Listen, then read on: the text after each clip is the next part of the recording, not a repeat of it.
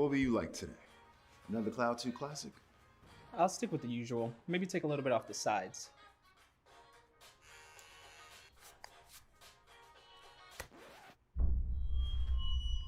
Oh, that's fresh. The HyperX Cloud 2 Wireless. Legendary comfort goes wireless. Hey, watch your head.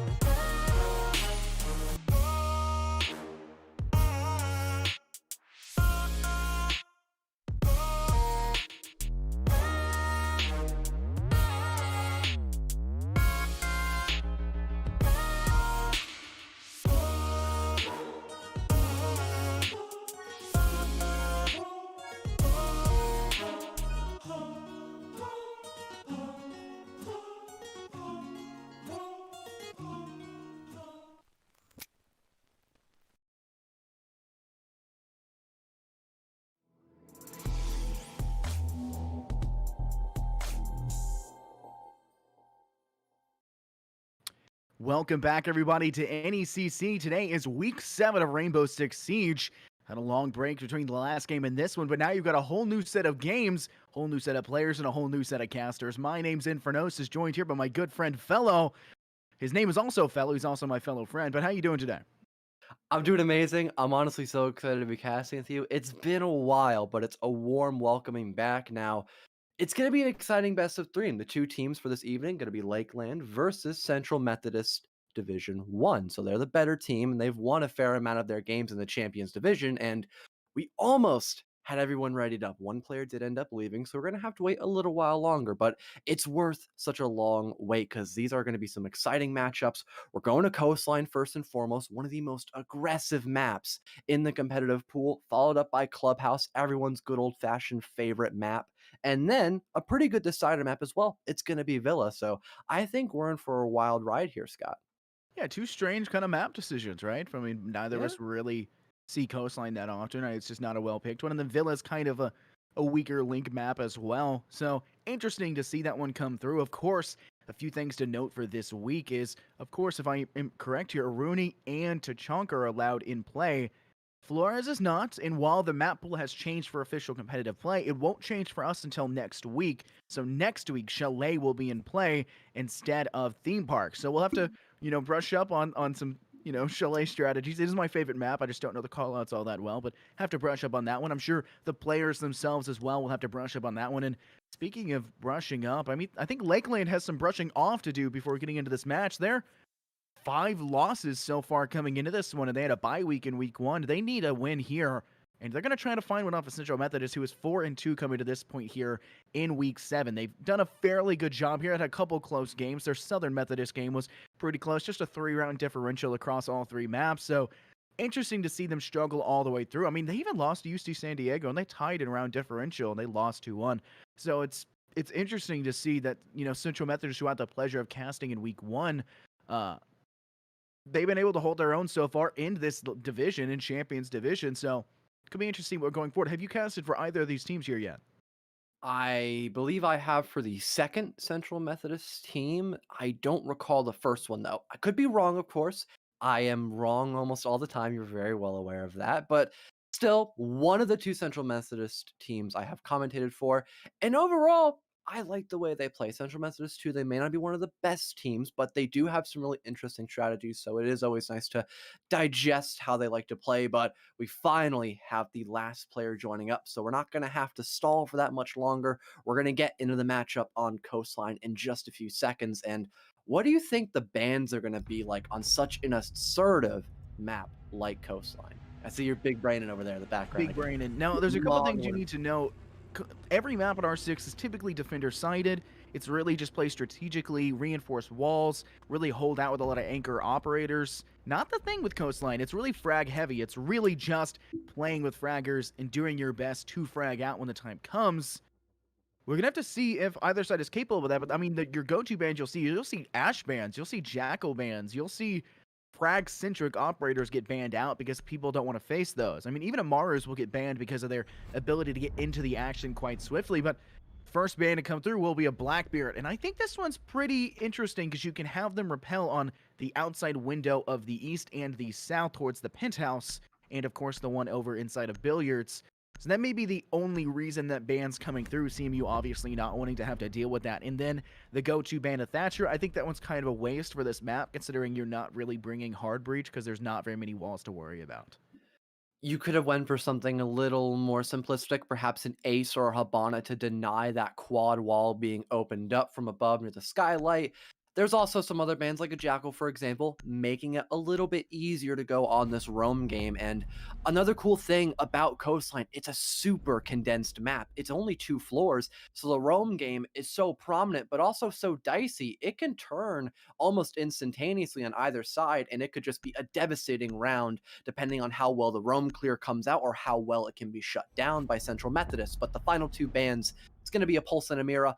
Not that uncommon. Typically, Valkyrie is picked over the Pulse, but still a phenomenal intel operator to have on your lineup. So I don't really blame Lakeland for removing him from the equation. And now we're going to get into the actual rounds of Coastline for number 1. Honestly, I think the Pulse pick, Honestly, both mans. Mirror is more valuable in the double bar setup, you know, the sunrise and, of course, blue bar, the two downstairs first floor objectives. That's where they're most viable. Sorry, fella's drinking out of a milk gallon right now, so I got a little distracted. So that's where you're gonna see Mira's placed in that wall in between, besides the couch lounge section of the blue bar and sunrise. So it's interesting to see the Mira be banned out. So now we're definitely gonna see probably a Maestro in play there instead of a Mira. So you can hold with the Alda a little bit more securely and snugly to hold that corridor, the hallway as well. In terms of the Pulse, you're really only going to see that on the first floor, and mostly only in kitchen, because you can give control of hookah up. You can give control of that up for that double bar setup. It's not one to worry about. Where you want to worry about giving up though is penthouse and VIP lounge. If you give up those northeastern second floor rooms, then you kind of give it up most of the objectives, since everything there is just absolutely viewable. Every hidey hole you have is just completely snuffed out. There's not a chance for anyone to come inside, and it's not what you want to have to deal with. So seeing them opt to go up to this main objective on the second floor is none too shocking. But I'm curious where they're going to decide to go for their second objective. I would agree, because either or, it's played a lot, especially in NECC, but let's just continue on with round number 1 first and foremost. The Montaigne and Ying pick coming out. We might see a lot of aggression early on, maybe go for an immediate post-plant situation for Lakeland. That could be huge if it's actually successful, but there are a lot of defending operators that can deny that. Warlord, for example, he has those toxic babes, and then there's also Lil, who has that nitro cell in his back pocket as well. That could be a whole lot of damage against Lakeland's attack. But as of right now, everything is still pretty calm, burning through some Aruni gates in the background as they begin to start droning out hookah and billiards. This could be a very quick and aggressive opening round as you see the second laser gate being opened up. Dolphin Man's getting ready. He's on a kicker at the moment. It's just only a matter of time before he starts running and gunning against the opponents on Central Methodist. It's an interesting decision, actually, to take the hookah veranda, this hookah deck on the outside. You don't see very many teams opt to do that. I think one of the decisions why is because of these, you know, obviously the flashes that are coming out from your Ying and, of course, the shield of the Montaigne, but they're planting Diffuser. He's sticking it throughout. Not the smartest decision, and Warlord will secure the kill because of that onto Sasha. Not what you're wanting to look for in that situation, and now Lakeland is 2 players down, and another one of their players sitting on about 2 HP. Not looking very hot for them. CMU have definitely taken a pretty strong start, and they're continuing to do that going forward. The Aruni gate has been reset. That Syria gate is replaced. Now you've got a fight going on between Talon and the opposition. He'll be able to take it. Dolphin Man will find a kill into Whalo to refrag the one from previous, but quite honestly, this engager on here in Sunrise Bar is not looking very hot. Toy Cannon winning the engagement shockingly, as Toxicity did have a good position for it, but they've tied it back out, and Lakeland has brought it back to a 3v3. Strong start for Central Methodist, but it will be evened out by the hands of Toy Cannon and Dolphin Man, equalizing the round out. Flossie, luckily though, will find a double kill for himself. That's going to injure out Dolphin Man, and another injure as well. Flossie with a quick 2K, and Lil Beatus ending off the round with a fantastic headshot on the player near big window inside of Hookah. That's going to be the first round win favoring Central Methodist, as they completely denied the smoke plant coming into play by the Montaigne and Ying combination. Fantastic denial. You've got to clear that out. That shield that's sitting in main hallway, you have to completely rinse it. You got to use an Ash breaching round. You got to use something in your pocket to find success. You have Zofia impacts for a reason. Well, you opted for a Ying instead of an Ash, so you don't have those breaching rounds.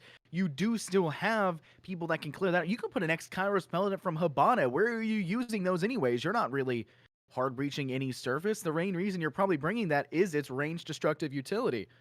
Honestly, they need to clear that shield. They need to remove Whale Lord out with that toxic bay wielding smoke out of the main hall, and they need to get that shield completely out of the situation, and then Lakeland would have had a very nice chance of securing that round for themselves, because if they had just done that first, it would have been no chance for him to peek around the corner, because you would have had Ying, you would have had Dolphin Man ready to spray down with the LSW and deny any chance of a second toxic bay to be tossed, but instead you stick it, and now you're sticking to a loss in round 1.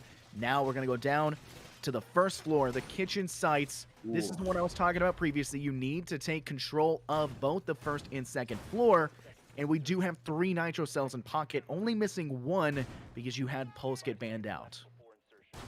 Some teams in NECC will prefer to go up above, or in competitive league in general for Rainbow Six, you'll go above when attacking kitchen and service, going for that vertical play to gather a huge bird's eye view against your opponents on the defensive side, find those opening frags, and that's where those nitro cells come into play in an attempt to deny that previously mentioned vertical play. And already Lakeland are setting themselves up to go above and then work their way lower, but starting off with that vertical play most likely. You also have players like Dolphin Man, for example, as well, holding down a tight angle, and it will pay off beautifully for him. He'll pick up the headshot onto Lil Beatus, and already a great recovery round so far for Lakeland as they take the first pick against the anchoring mute player. Interesting decision from Lakeland not to bring a sledge. They don't really have a great ability to clear the floor. They're having to rely on the breaching charges on the ground, right? You're going to have to place those, and you're going to have to rely on those to clear the floor. You don't have a safety player. And with now 2 nitro cells in hand for the defensive side, that can really be a pain in the rear, quite literally, when those explode and cost you your life, much like we just saw the lives of a couple players get dropped. Warelord, SMG 11 to the head of Sasha. She will fall. And now a 3v4. Lakeland will secure one up into VIP. It'll be Toy Cannon onto Toxicity, but not to be outdown. Flossie and Fatboy will find 2 as well. Dolphin falls as Warelord finds an engagement now inside a main lobby between Fatboy will connect and down, but the last player standing will not let it go without a fight. That's Tumac who finds Fatboy, and it's now a 1v1. The player still down inside a main lobby. He'll secure the kill, and it's officially on the board and everything. A 1v1 for Lakeland to win this. Now, Toy Cannon has so much time to work with. He could go for vertical play, but I think he'll just opt to confront the opposition forward-facing instead of from above with that top-down angle. He'll use his drone, smart play. Like I mentioned, so much time to work with, but Tumac really doesn't seem concerned. He's sitting quite comfortably in the middle of sight, just waiting for Toy Cannon to make a minor hiccup in his play, and he'll mark it off of that poor mistake. But at the moment, that won't be the case. Toy Cannon also has a lot of his primary utility to work with as well. All 18 of his Exiruses. If he detonates that wall right next to Tumac, this could be a huge sightline to gather up against him. He's getting ready to do just that, but instead it's on the back wall of Shelves, which is currently mute jam, but he'll opt to go for the second wall as well that I previously mentioned. This could still be a massive win for Lakeland, and if they get this win, that will even things up. Wide swing comes out, but Tumac on the corner will shut it down, and Central Methodist take the second round with flying colors in a narrowly missed 1v1 clutch, but it'll work out in the end. Now 2-0 in their favor. Can you name a single gun you'd like to face less in a 1v1 than an MPX with a 1.5? A gun that I would prefer worse than that? That is one of the best guns you can have in a one-on-one. Can you name a gun worse than that? Like the face off against.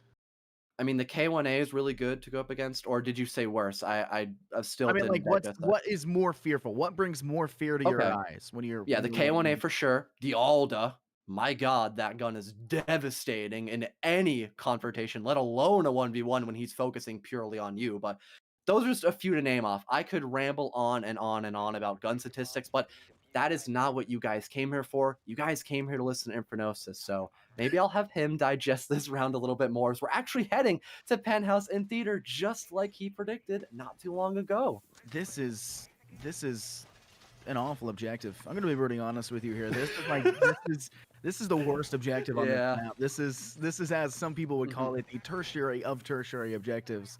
It is not the one you want to pick. It's not where you usually go. If you see it, you have to be very comfortable with it. That's the reason why I was calling it out.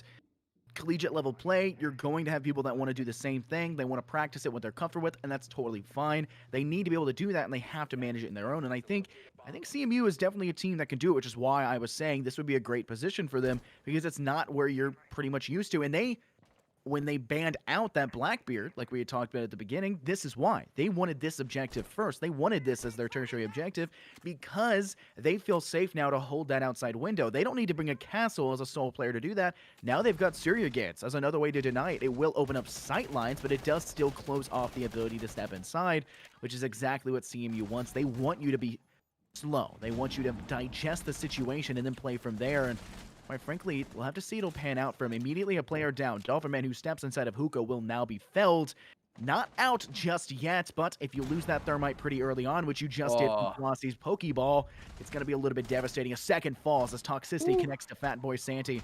And now you've got a bad situation. Toy Can on the outside of Hookah Deck is about to get dogged on, as well as Flossie's close in the situation to peek outside that window, and CMU is on a hunting spree. They are looking for every opportunity now. 2 massive frags with Central Methodist. They'll go for a third, but it's not going to work out. V-Pack is quicker on the draw. That will slowly begin to even things up, but still, Central Methodist has a huge lead against Lakeland right now. They A, have the man advantage, and B, they've removed so many operators that have great intel, and oh no, Flossie with a huge PK! Oh my god, Rook, how do you get away with that? And Central Methodist take the 3rd round in a row. My god, they are just unstoppable right now, Scott. I mean, if you see a Rook, Flossie. if you see a Rook in play inside of a competitive environment, you know they're not picking it for the armor. It's for the killed, man. You're picking it for the weapon. You're picking it for the massive scope available on the defensive side. You're picking it for the weapon, and you're picking it for the pure utility that you can absolutely dog on the opposition with, and that's exactly what we just saw happening. Just sitting inside Billiards, able to pick up 3 kills, 0 contention, one of those with a Pokeball nonetheless. I choose you, and quite frankly, you're going to lose that Thermite of Dolphin Man every single time to that when you're down to not out yet. Phenomenal round to see from CMU. They have the advantage now, 3-0, 3-round up, and now they get the pick of the litter again. They're going to have to go back to the Billiards and Hookah side, normalized objective, and if you take a look at the attacking lineup here from Lakeland, they're not picking up the Ying, they're not picking up the Monty, they've switched it up. They're going for a completely different strategy.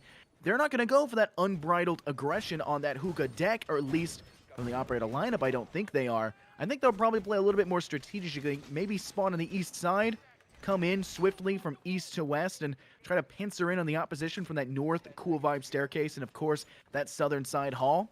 If they do that, they'll have some pretty good control, but if they want to take Hookah Deck, totally fine by me. Go ahead and do it, but clear that shield we see right there. We have to clear the shield if you want control. Tumac, I heard the melee in the background. It looked to be a spawn peak, but I don't think he's going to find anything. That could have been very interesting, but oh no, just as I say it, the caster curse comes into effect.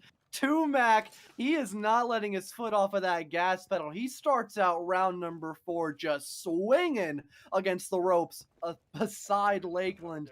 Oh my lord, that is such a huge opening frag for Central Methodist, and that's got to sting so much for Lakeland as they try to work their way in towards Hookah Balcony. And a beautiful shot by Warlord, or Whale Lord.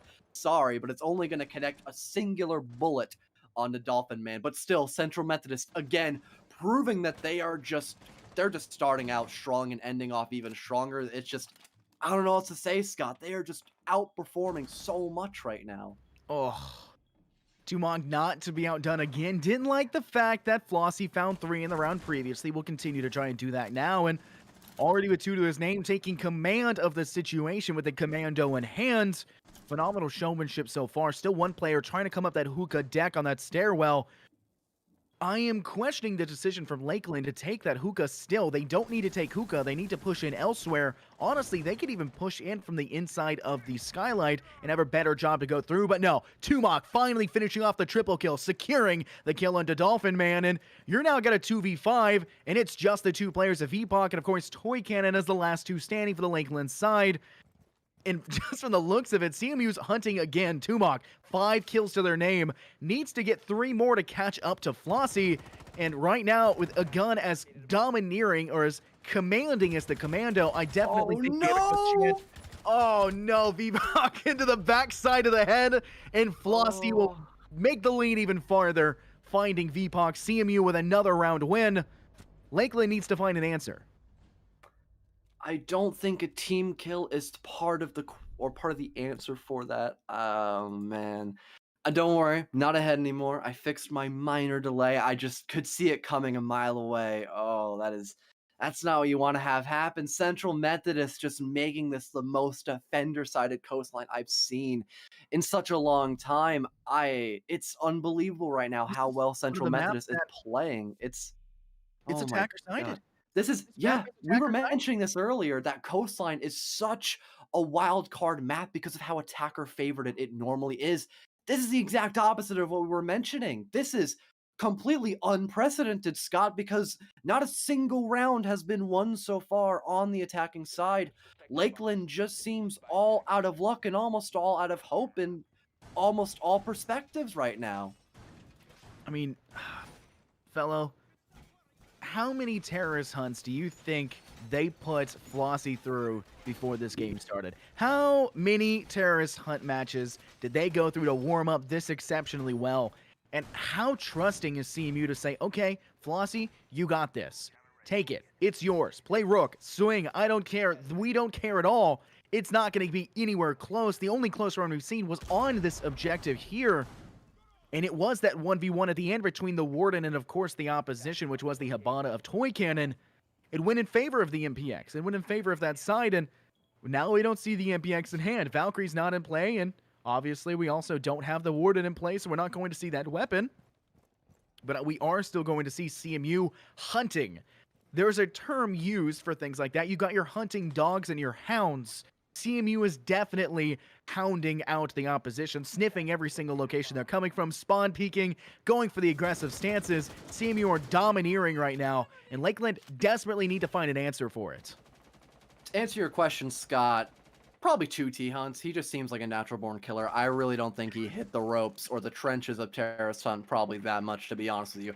The man's going 9-1 on the Rook. I mean, he's a force to be reckoned with, that is for sure, but CMU, they'll get spotted out a little bit by Lakeland, playing outside of that pool window or the kitchen window, whatever you prefer to call it. And finally, we'll see some success on the side of Lakeland as they find the opening pick onto I'm Toxicity. Beautiful shot by Toy Cannon.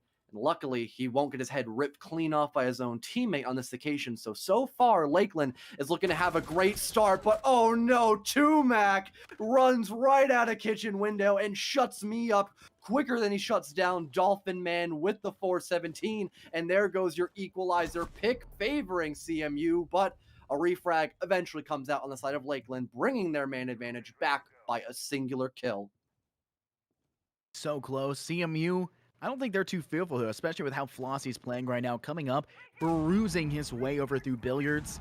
A big chunky lad like Rook, you know, very loud and not very quick, and yet still playing their own game. Absolutely full trust coming from that, and quite frankly, Lakeland doesn't have an answer for this. They're not watching the back very much. They don't actually have a full roam denial on their side. There is no Nomad, there is no Gridlock, and they're going to have a lot of trust coming into this one. Player gets caught out, will be downed, will be secured as well in a 3v3 in place. And now the player that was just in there, who's now in Penthouse, is going to have to make the rotation over. That's VPOC, who's aware the player has just been there, but the question comes in this engagement.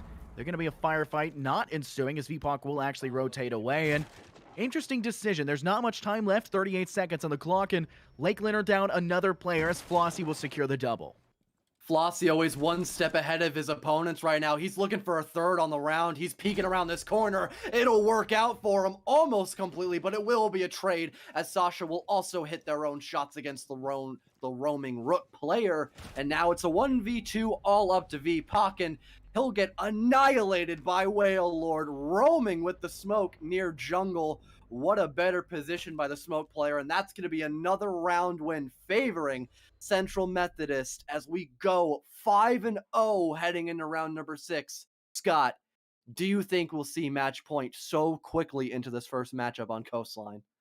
Penthouse and Theater. Those are the two things to look at right now. Penthouse and Theater. Mm-hmm. Where did we see last time we saw this objective? We saw Lakeland get nowhere close at all whatsoever. Couldn't even make it past the hookah deck. Inside. Yeah, they had two players step indoors, and one of them got pokeballed, if I remember correctly. They were allowed in, and then immediately BM'd upon entering. Mm-hmm. Lakeland don't have an answer for this right now. This is not their map. It just isn't working out for them, and you know that's kind of sad to see because Lakeland picked Coastline. This was their map choice. Central Methodist, I don't think very many teams actively practice this map. Central Methodist says, we don't care. We know what we have to do here. It's called point and click, and it's exactly what's happening, and I don't think I've seen a team do it as exceptionally well in about a week, and I've casted for quite a few R6 games since then. I mean, we saw Phoenix, the player of the week from last week, single-handedly carried on Clubhouse. I mean, literally got 4K after 4K, and even that wasn't as dirty as this one is, considering that this map is so exponentially attacker-sided. Agreed. We've mentioned this so many times over, but it's so weird to see 5-0 CMU and they're defending first on Coastline. If you were talking to me over comms or something, you know, Discord perhaps, and you were saying this, I'm like, oh, CMU is just on a heater on the attacking side. Oh, no.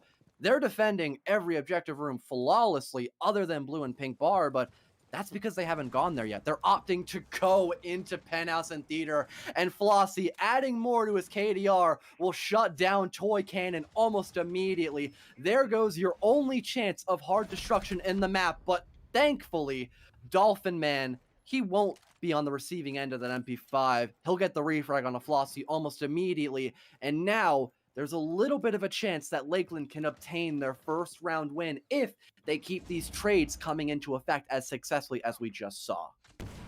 The FMG9's not that spectacular of a weapon. It's still to win that engagement. Oh, no. Tumac, you should have won that engagement, but phenomenal job there by Lakeland to take that kill. Now you've lost your two top fraggers for the CMU side, and you're going to have to fall back on Whalelord and Little Beatus, who's not been the show-out player, but is not actually had players come to him. They've all died before they even make it anywhere close to the anchoring player, and Warlord, who got tired of anchoring the round previously like we watched and instead went to the Skylight Jungle and fought there and got the last kill.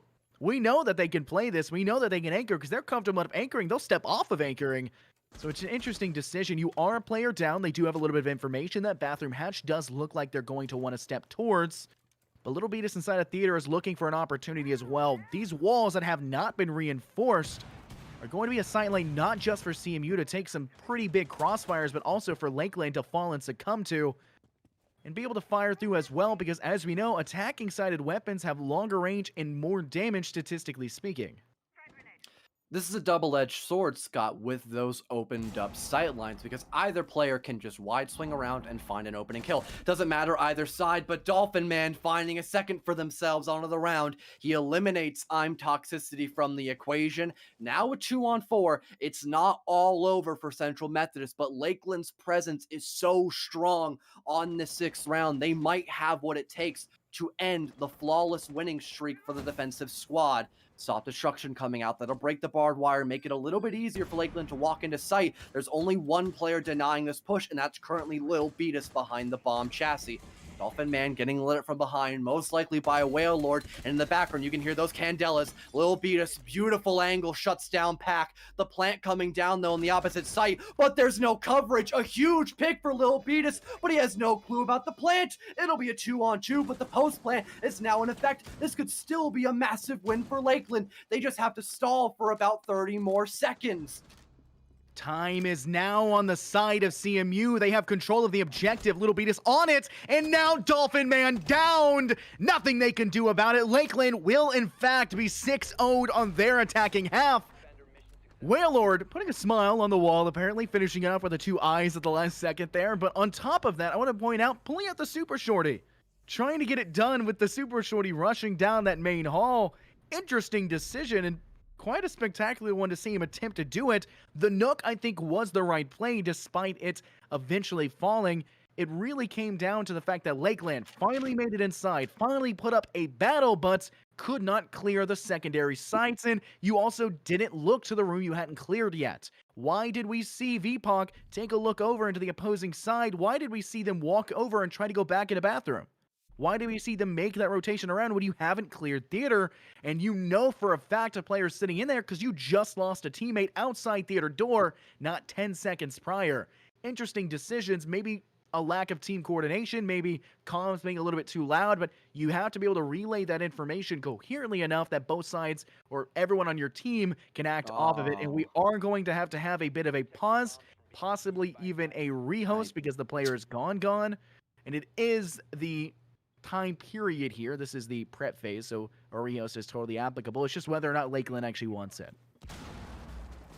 I don't blame them if they want to, but they got to make up their mind fast. They only have 20 seconds, so it's, oh, we can play it, no biggie. All right. They're Well, at tough. least they were decisive about it. I'll give them props for that. They were very quick on their decision. So kudos to them. They don't want to have us waiting any longer. They want to get some round wins on their side without their fifth player and then bring it back. Obviously, they're going to get a huge comeback. Just wait and see, Chad. I swear, I'm a master predictor. I swears it. But the final site that could be possibly played if this is a 7-0 is going to be Hookah Billiards. This time, though, Lakeland will be on the defense. And besides the fact that they don't have a fifth player, their lineup is actually quite strong. But the only problem is that there's no Jaeger or Romai on the board. There's nothing to deny these Capitao asphyxiating bolts, any of these smoke grenades. A plant could come down quite easily. But on top of that, like I said earlier, the man advantage is already in the favor of CMU, and they have not to break a single sweat to earn it.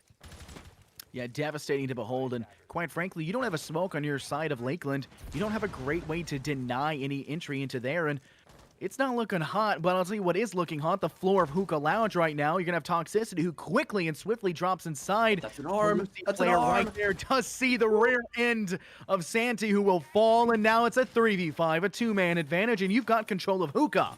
Diffuser can be placed down. You can drop down your lunchbox and really play from there. No toxic babes to deny, and Whalelord will start the plant. Toxicity on another spree, finding their second to Sasha, but Toy Cannon not letting it go out without a fight, finding the refrag, and a 2v4 player below sitting out inside a Sunrise Bar looking for an opportunity, but it's not gonna matter. Flossie finds the kill, and a 1v4 as Toy Cannon will fall to Tumac, who's sitting inside Hookah. CMU 7-0 victory on map 1. Well, that was quick. Absolutely, yeah. Okay. It was a great half indeed, Leader Central Methodist, but I like the, what's the word for it?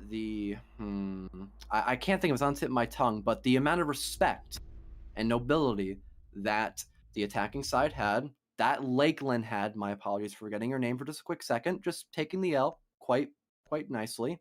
They'll bring it back hopefully for the next round. Clubhouse is such a different map compared to Coastline, so you know what?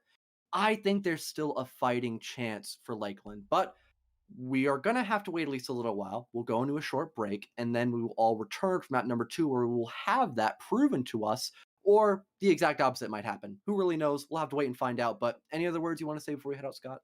No, you've pretty summed it up pretty quickly. GG's all across, and hopefully Clubhouse is the deciding one for Lakeland.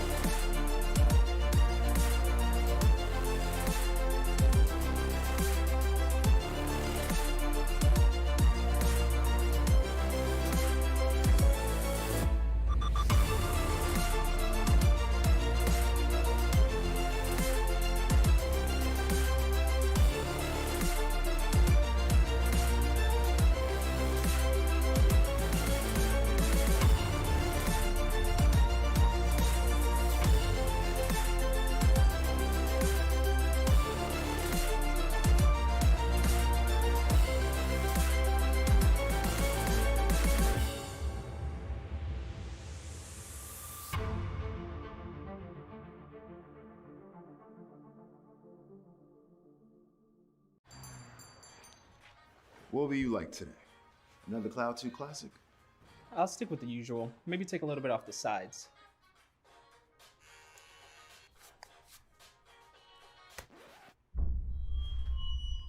Oh, that's fresh. The HyperX Cloud 2 Wireless. Legendary comfort goes wireless.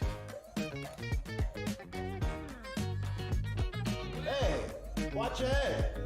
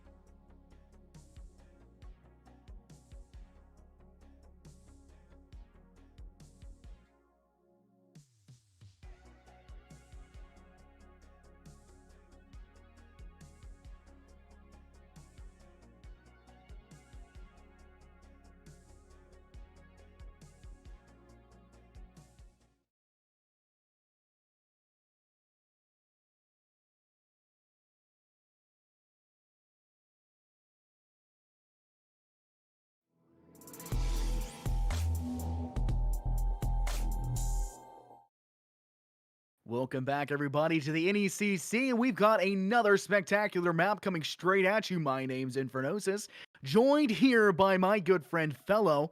How you doing today, Fellow? Great map one.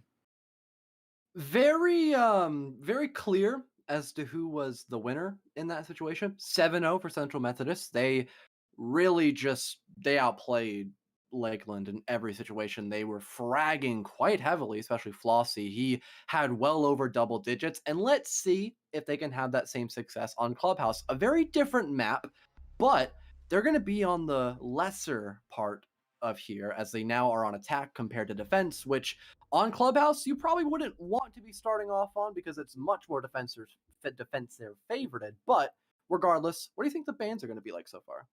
Pretty standard. Hibana, Thatcher, Mira, Kaid, maybe.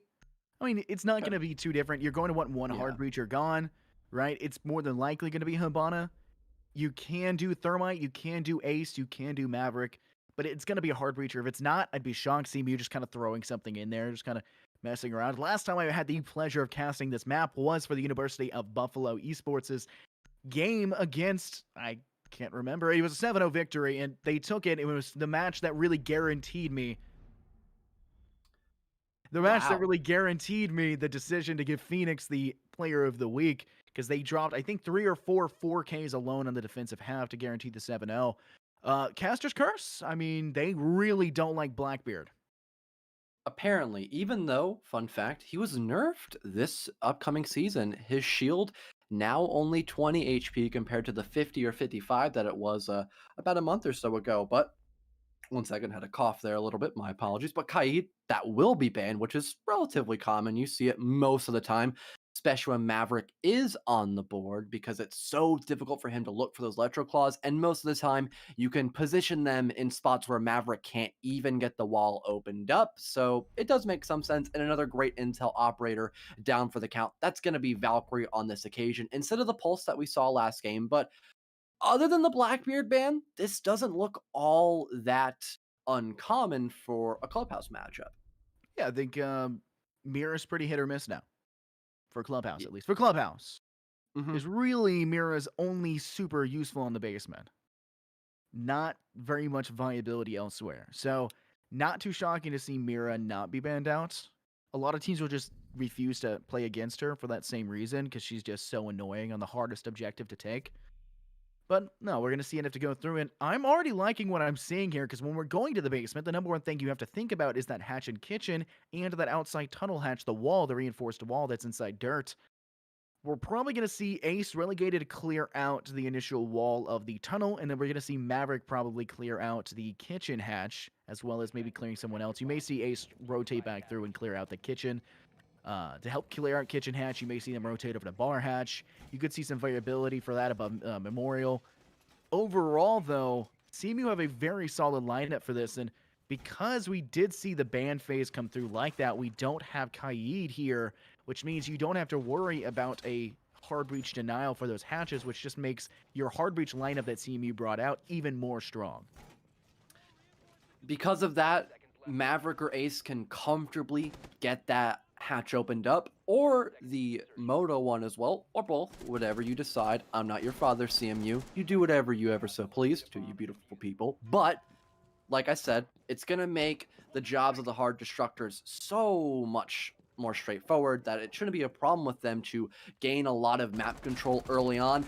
They could even go in through the back church wall and go for a possible defuse if they have enough hard destruction left after already getting that kitchen hatch and moto hatch opened up. And speaking of destruction, Tumac will follow up as well with a soft breaching round from his primary gadget, and that's going to allow a couple of early on sightlines in towards the blue part of the map, but no one on the side of Lakeland's actually defending that. This could be a free take on the side of on the side of CMU if they play their cards right.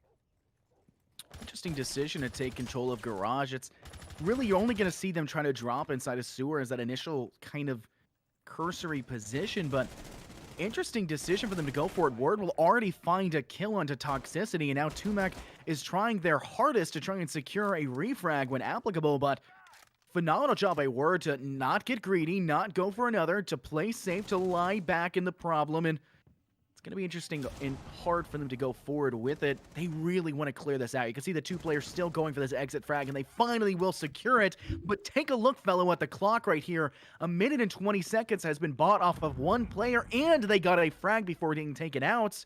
That's phenomenal timing. Good job by Lakeland to buy that time for themselves.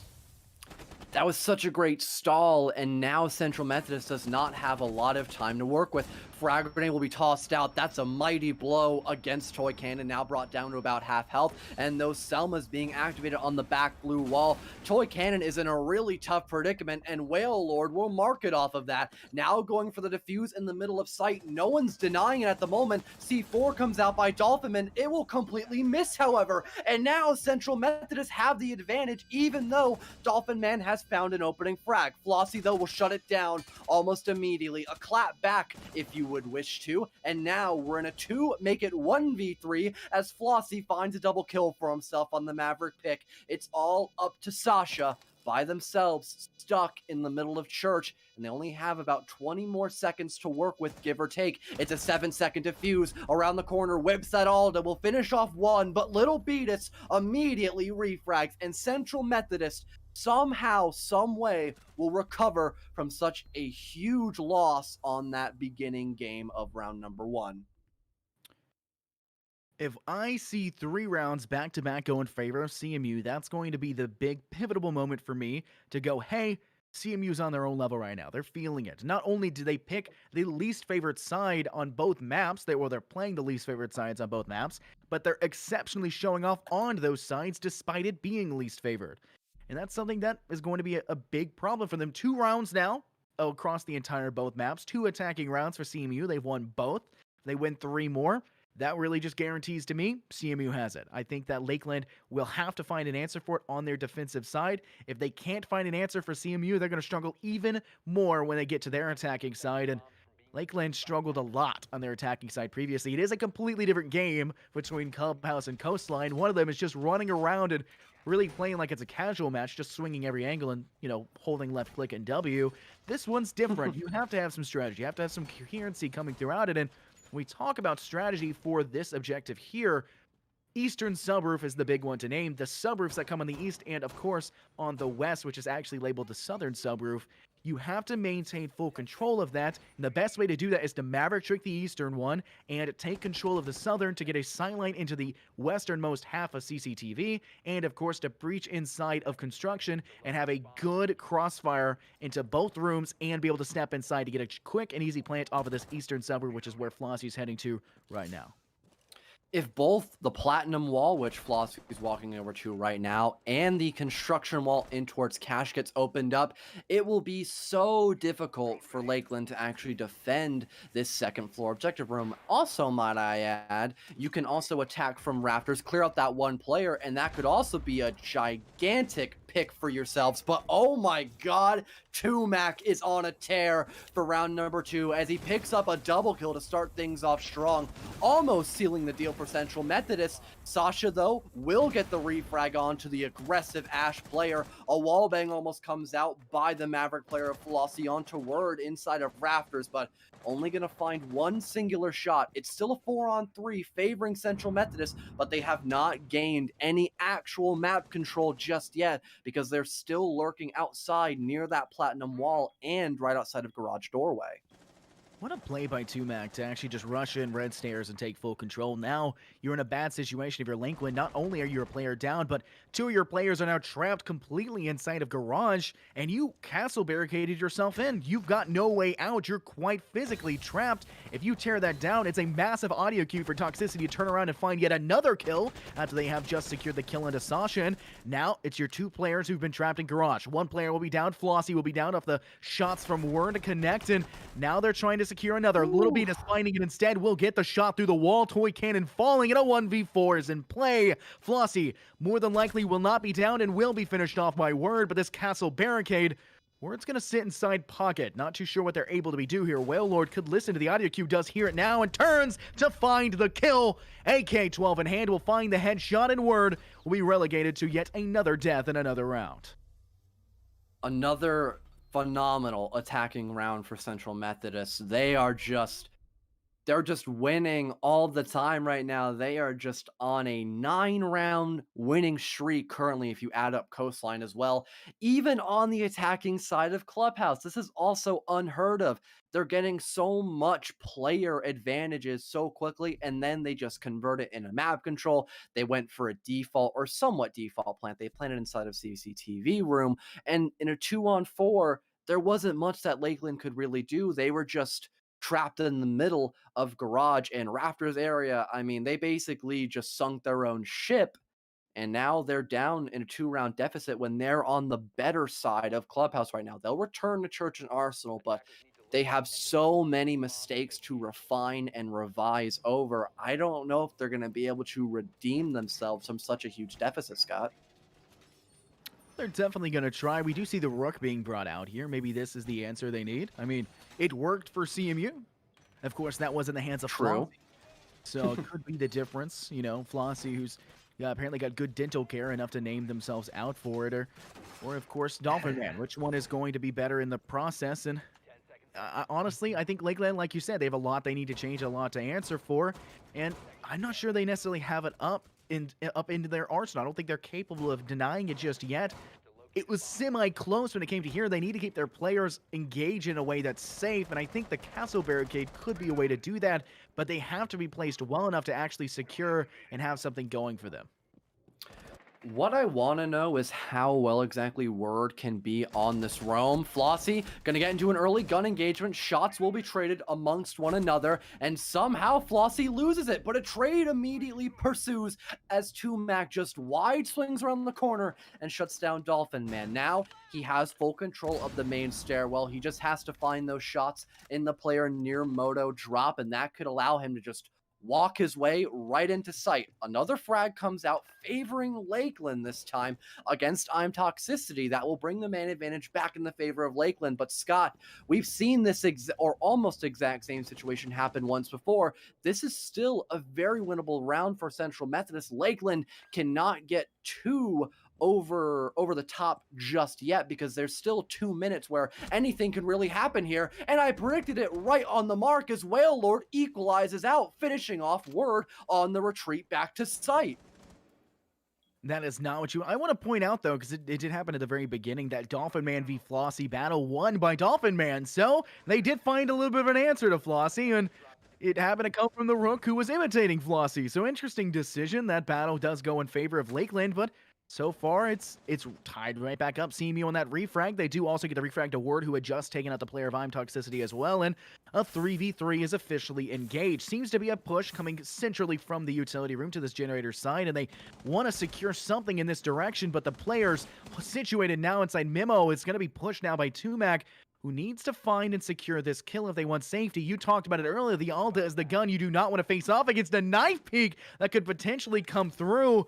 2Mac could place the Claymore down and just shut off the angle, but it'll be Sasha who gets shot from the backside of that blue room, will fall, and 2Mac will guarantee the kill. Great crossfire set up by CMU, and a 2v2 now underway. Toy Cannon finding Whale Lord, and the rush by 2Mac knows somewhat of the position, but will fall. Toy Cannon with a double kill, and now a 2v1. Little Beatus will try the knife, but fails it in the end, and Fat Boy Santi will find the kill. Lakeland find their first round here on map 2, round 3. They finally broke the cycle. They were holding on for dear life, but they were able to survive the onslaught by CMU. They'll take their first round win. I wouldn't say with flying colors, but they did a great job nonetheless, holding down the fort quite effectively against the push coming out. And now they've won their first site. They're going to now head up above the second best objective room, CCTV and Cash. A very decent lineup as well. Not a big fan of the Alibi, but it's not that big of a deal. They still have a ton of operators that they can have on the board to slow down this push. The Legion pick off of Maestro, don't know how I feel about that, but Legion put in the right hands can still be an amazing operator at hand. Interesting decision, and like you said, finally Lakeland coming into their own, and they're picking a little bit more of a centralized lineup now. The CCTV room hold they did last time didn't work out. We've already commented about that, and of course the Alibi decision. I think Dolphin Man is just trying to find something that works. They've switched off of multiple operators now. Went from the Rook before and switching now over to the Alibi, just trying to find something, and The MX4 Storm's a phenomenal weapon, but you've got to be able to hit the shots, which is something we've seen both sides almost struggle with. We did see that nice engagement between, I believe it was Whale Lord and, of course, Word in the last round, which Word just had the angle and knew the player was going to be coming from blue, from Secret, but did not look as they were a little bit too close for their wary. It does go in the favor of CMU because of it, but the round ultimately goes in favor of Lakeland. We need to see them do that once again. We are seeing that push. 2 players spawning over towards the eastern subroof. You do have 3 players spawning on the south, looking to go towards the southern subroof and breach inside garage. And like you said, close situations. The castle barricade just narrowly gets put down before a shot from Flossie will put down the player of Toy Cannon instead.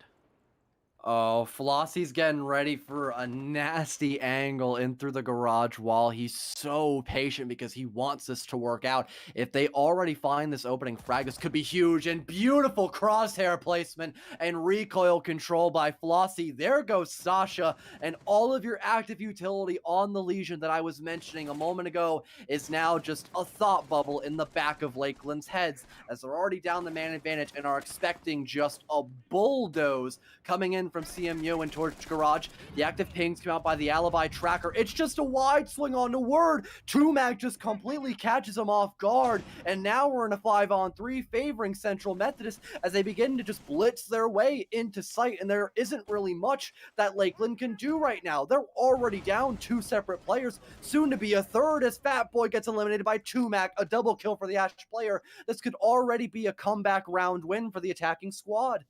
Absolutely devastating. CMU on a rampage here. Disgusting to behold. They're continuing the engagement, though. Last 2 players is Dolphin Man and Toy Cannon trying their hardest. Dolphin Man finds one, but Toy Cannon will fall to Tumac, and a 1v4 as Tumac guarantees the triple. Last man on red. It is that alibi we talked about previously. Finds the kill to Flossie, deny his chance of a double, and a 1v3. Heading back now, the diffuser was brought by Flossie for some reason, but Dolphin Man does get rushed out. Will take a lot of damage here, drop down to about 24 HP, but Toxicity has secured the bag and has started to plant the lunchbox down inside of, I believe, probably CCTV. Guaranteeing that position now. They're going to have to play the replant, post-plant scenario now as it's up to Dolphin Man in a 1v3, and he's barricaded off quite handily. We'll have to give away a massive audio cue to go for it, and there's Tumac to guarantee yet another kill for himself, and I actually believe that was a 3K for him or a 4K for him in that round. One of the two. I'm kind of teetering between either or, to be honest, as well. I couldn't quite catch it, but still, great round for Tumac. He's been filling in Flossie's shoes as we saw him dominate the opponents of Lakeland on Coastline, but now it's been given now to the role of Tumac, and he's been doing a great job on the entry, finding not just entry frags, but just frags throughout the entire round, proving to be a phenomenal player on the side of Central Methodist, and that's only allowed Lakeland to gather 1 round out of the 4, now going into the 5th one, as we'll see a return to CCTV and Cash Room. Even though I don't like to be a Debbie Downer, Scott, I don't know how much hope I can keep bleeding into the bodies of Lakeland right now, because they are down so bad against Central Methodist, even on Clubhouse. Down bad? Yes. They're down bad? Yes, they are down bad.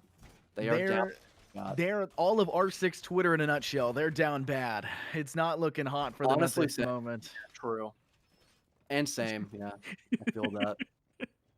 Well, Fellow, if anyone knows anything about being down bad, apparently it's Fellow, as he's the one saying it right now. But, I mean, who doesn't know that feeling? And Lakeland's definitely feeling that feeling right now, and a lot of their supporters are as well. But that's not necessarily the end goal here. Lakeland hasn't won any games so far this season. They're probably a fresher team with a fresher roster trying to find what works out for them. And I'm hoping that they do find what works out for them. They may get dropped to a lower division in the next season when they come back, and I hope they do come back.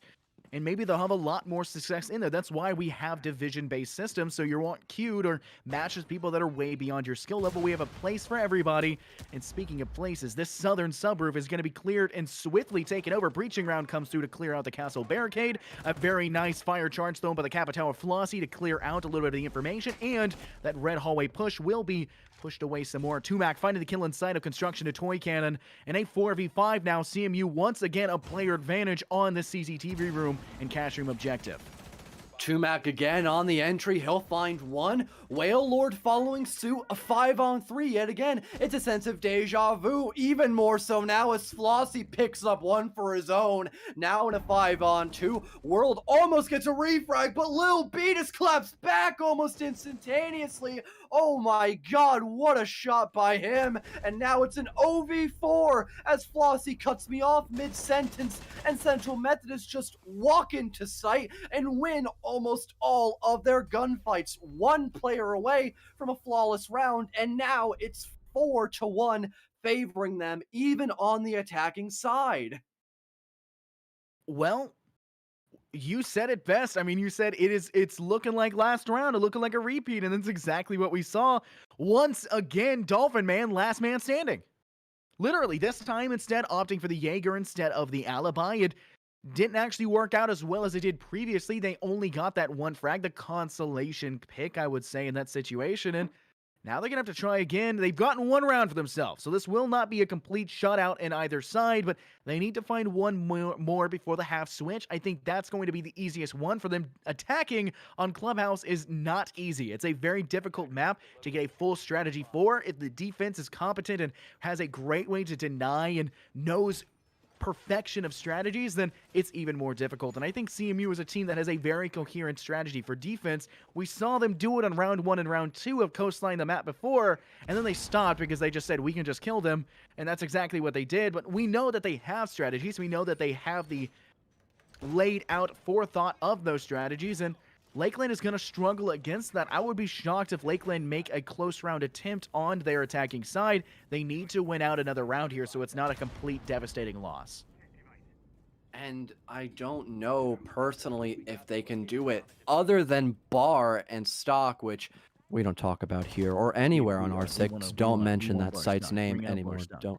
Do not. No, don't listen to Scott. He has malicious intentions. Don't do Chat. Do not do it. I swear. Infernosis Sims cannot stand against the fellow enjoyers. Please don't do this to me, Scott. You are my bestest friend in here currently. But other than Bar and Stock, I would not say that Gym Bedroom is a very good site. It's probably one of the worst sites to go in towards. But luckily, Lakeland just keeps rolling with the punches. They will actually find the opening pick onto such a prominent player of Tumac, and I'm Toxicity almost gets annihilated as well. He's one shot away from meeting his maker, but he will get a second chance at life.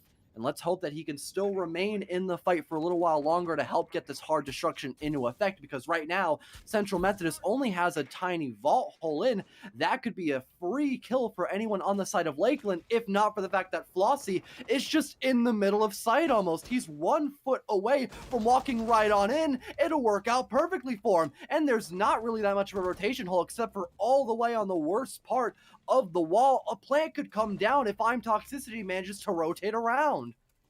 Sasha will pick up a consolation kill into Flossie, guaranteeing a little bit more of extra precaution, but still a 3v3. Lakeland desperately needing this round before the halftime switch. And you have to worry, one player sitting on that main staircase, one, I believe, inside of that cash room sign near construction, and Word will find a kill onto Little Beatus. Now it's 2 players for CMU, both that pushed in from Jacuzzi, but they have control of Gym. Lunchbox planted now inside of the northeastern corner of Gym. Will have a little bit of a safety net, and the nade in hand of Werelord could catch the player on staircase off guard, but an ADS will snatch it midair, guaranteeing nothing from their side. And a player now down. Toxicity shot through the wall. Wasn't looking hot already, but a spray down will find one. Werelord secures the kill to Toy Cannon. It's a 2v2, but really and truly, it's just a 2v1. Sasha and Word, the last two standing for Lakeland, desperately needing a kill in this situation. Looking for the opportunity. Werelord still sitting inside this hallway for Bedroom, looking for a kill, and he'll toss a nade as a precautionary measure. Player inside a launch, he's stepping out now, seconds away from meeting up and meeting their maker. Werelord looking for it. They need to step onto the diffuser. They don't have time. There's no time. And Lakeland will not get it done despite finding every player for CMU. Nothing happening for them. CMU win and go 5-1 at halftime. Oh, that was so close, Scott, but there was just enough time to stall out for a moment longer. Oh man, that could have been Lakeland's round for the winning, but they just barely lose it. It just slips out of their fingertips, and now Central Methodist up by 4 rounds. We're 1 round away from match point possibly, and another following up after that one to take away the entire best of 3, almost 14-0 from 2 separate 7-0s, but at least Lakeland has been able to put a small stop to that complete and utter just devastation on the side of Central Methodist. But now with CMU on the defensive side, they could wrap up this second map quicker than I can say my ABCs. And fun fact, I don't know how to do that actually. A fun fact, fellow is actually illiterate. I don't know how to read, actually. I've been trying to learn for so long, and huh? Apparently, What? I don't know how to run YouTube either. What? Did you accidentally close the live feed? I think I just hacked the system. Oh wait, no, are you still live? I'm still in. I'm still going. Discord, it's okay. Apparently my YouTube feed just died, but that's okay. You know what? I think YouTube just was like, oh, you don't know how to read? Get off of my website. Get out of here. Out of here. Can't type in youtube.com. Get out of here. Not a thing. But no, nonetheless, I think that despite Fellow's complete inability to read any words beyond 3-letter words, he does a fairly good job of reading the kill feed. And yeah, Pong's one of the words he does. Now, I taught him that one personally, though. I think he's done a fairly good job of reading the kill feed and reading the round score as well. Numbers are not an issue for him, shockingly enough. He can't count past 10, but R6 doesn't get past 10, so it's not really an issue. 5-1 is the scoreline, and CMU have found an answer to everything Lakeland has come up with, and now Lakeland starting off strong on the attack. Toxicity, who was being a little bit toxic as well, I think they were looking for a run out or something of the sort, will fall, and a nice picked up kill secured for Lakeland, and their player ahead on a pretty aggressive stance for this CCTV room and cash room objective. Already inside the building, we could have IQ Word in particular go underneath and break some bandit charges from underneath. We're seeing him attempt that. That can allow for the main wall to be opened up. To be honest, even though I have been bad-mouthing Lakeland just a small bit, they're doing a fantastic job on their first attacking round, getting that plat wall opened up almost immediately, and almost a free kill as well for Word. He'll only deal a slight bit of damage onto Lil Beatus, but still, the fact of the matter is that main wall will get opened up in just a matter of seconds, and Lakeland is still in a great position to win this. They just have to clear out Lil Beatus in from rafters and then go for that default plant, which we have mentioned time and time again. Hard to take, however, CMU have a phenomenal turtling up position here, and Dolphinman, who attempted to step in, will be down, but Word won't let it matter, though. Flossie falling for a nice kill from the IQ, and it's going to be setting themselves up quite swiftly, and Whalelord finding a nice shot to actually save Little Beatus out in that engagement. The SMG-11 to the back of the body of Dolphinman will secure it, and yet another kill from Lakeland. They're coming out insanely strong in the attack. I take back what I said about them failing to find an answer in the attack. CMU are failing to find an answer to Lakeland. It's a 4v2. There's a minute of time still left available for them, and really and truly, all you have is Toxic Babes and an MP5 to hold off against the opposition. It's not where you want to be. CMU are struggling to stay in this one, and they're coming in from every angle. The players rotated around to go inside of that outside northern side wall, stepping inside of construction. You also have Warelord, who's trapped inside of red stairs, but Tumac will stop the bleeding just slightly, and Sasha will be killed, but you only have 38 seconds if you're Lakeland to step inside and get this diffuser down. Whalelord almost meeting his maker. He'll still be alive, though, for the last 30 seconds in this 2-on-3. It's not all over for Central Methodist. Lakeland, they have to get this defuse off in this 1v3, which will make things a little bit easier, but they still have to worry about Whalelord, and they're not entirely aware of his position. Wide swing with the Mossberg comes out. They're completely clueless! A 3K for Whalelord. He just has to find one more, and he's stuck in the middle of sight. He's got to go for that plant. It's down to 5 seconds. Toxic Babe coming out in case of the push, and it's not gonna happen. You can go for the peak, but it doesn't matter. What a clutch by the Smoke player, and Central Methodist take another round win, bringing us to match point. Absolutely dominating performance from the Mossberg-wielding man himself. Devastation in every angle. Nothing that they can do about it. CMU on their last leg, quite literally, and they still managed to surmount the comeback. I know we didn't talk too much about him previously in that round and didn't have too much positive to say coming into Warelord before this map, but absolutely everything dropping for him. The triple kill to finish and not even needing the last to guarantee the success. Oh my goodness, CMU letting themselves be known absolutely phenomenal. We're going to have to see if Lakeland can do once again what they just did, except actually finish this one off. They desperately need to find an answer. They had it, and they lost it, and they can't do that again because it's match point CMU. They have to win 5 rounds in a row, Scott. And even then, they only bring it to overtime. After that, they still have a chance to mess it all up and lose another 2 rounds against CMU. And then they don't have anything. That's the best of 3 over, as Central Methodist have already taken map number 1 on Coastline with flying colors, a flawless 7-0 victory. It's going to come down to these last couple of rounds and how well they can execute into the bomb site and find those big openings against the defensive hold. Right now, we're heading to Church and Arsenal. A really good lineup by Lakeland, but again, it comes down to not just the planning of how you want to attack, but the execution of that attacking style, which will really come down to see if Lakeland can actually take their second round win in the entire best of 3. Difficult situation. You do have to buy time if you are CMU, if you take into account. Philo, what was the big thing we definitely noticed? I don't mean to ask you a question while you're drinking water. Go ahead and swallow that. Don't worry about it. What is the big thing we've noticed from the side of Lakeland on their one attacking round we've seen? They came in swiftly, right? The aggressive nature of them coming in, almost as aggressive as we saw Tumac do previously for CMU, and now CMU's opting to try to find an answer. They're bringing out Warlord with the Alda. They're also coming in. They're bringing out the Surya Gate wielding Aruni of Tumac. They're trying to slow down Lakeland, and while they miraculously were able to win the round previously, they won't be able to get a miracle after miracle, and they're hoping to slow the pace just enough to help them get this bag. Right. First minute, off the board. Not so bad. I think there might be still one roamer up above lurking on the side of Central Methodist, and if he finds a frag or just stalls for a little while longer, this could be all over for Lakeland as we're coming down to that first half of the round, and it will be over very soon. Flossie will get lit up by most likely that cluster charge. I can't quite tell due to audio, but it doesn't matter.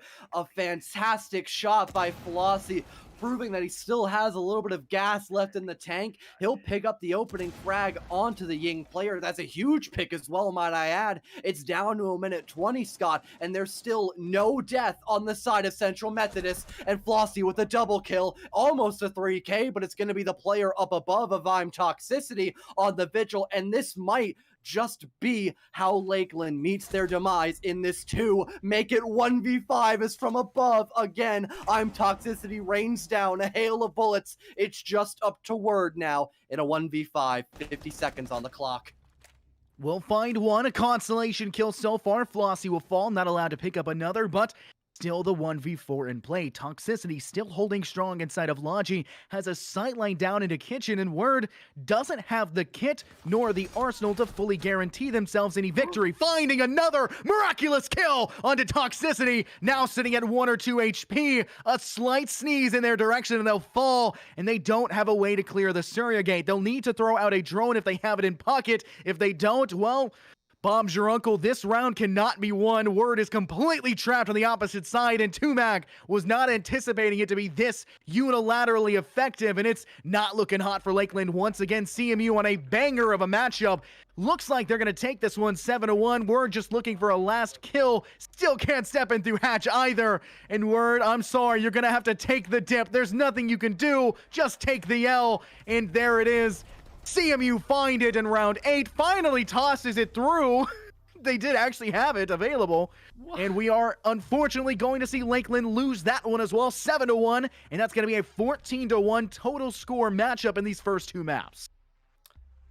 Beautiful plays by Central Methodist. They only gave away 1 round that entire best of 3 game, and my God, the plays coming out from Tumac and Flossie and Warlord, those top 3 players really outperformed the entire game. You got to give credit to at least those 3 players, but also the other 2 as well that I did not mention. I'm Toxicity, and also the other lone player as well. The name is coming right off the tip of my tongue. I believe that was Little Beatus, who still found a lot of entry frags as well, and was able to keep his cool in a lot of different situations. Sorry, getting caught up in my words. I'm still over ecstatic as to how quickly that game ended out. I'm bewildered, to be honest, Scott, but that's going to be it for us. I don't think we have any other words to end off here. It was such a quick but enjoyable evening to commentate with you, and I believe we'll head off right into the third map match. Sorry, not map. We're not going to a third map, guys. Don't worry. We'll have a huge break, but then going into 11 p.m. Eastern Standard Time, there will be another match in play today. That's going to be from, I believe, Wielku and another person commentating as well, but I can't quite remember who. But stick around and you will be able to find out for yourself. But that's been Fellow and also Infernosis, and we hope you all have a great rest of your evening.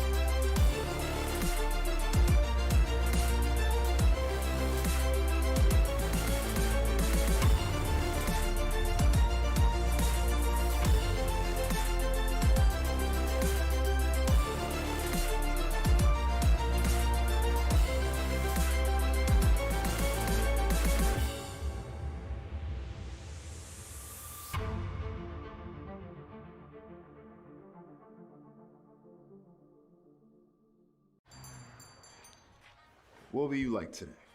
Another Cloud 2 classic? I'll stick with the usual. Maybe take a little bit off the sides.